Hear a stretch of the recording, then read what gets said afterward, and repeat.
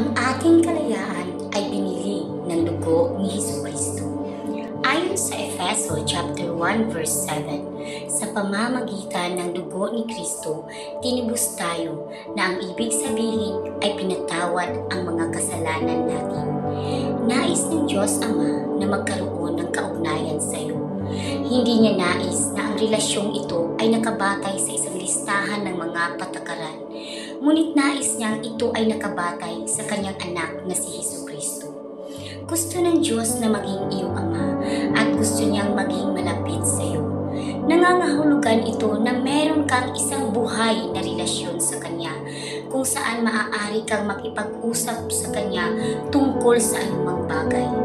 Ang iyong mga pag-asa, iyong mga takot, iyong mga pangarap, iyong mga alalahanin, iyong buhay. Nais ng Diyos na talakayin mo lahat ito sa Kanya. Huwag mamuhay sa lumang tipan kung saan natatakot ang mga tao sa Diyos. Mamuhay sa bagong tipan kung saan ang ating kalayaan ay binili ng dugo ng sariling anak ng Diyos at ang lahat ng ating mga kasalanan, nakaraan, kasalukuyan at hinaharap ay napatawad na.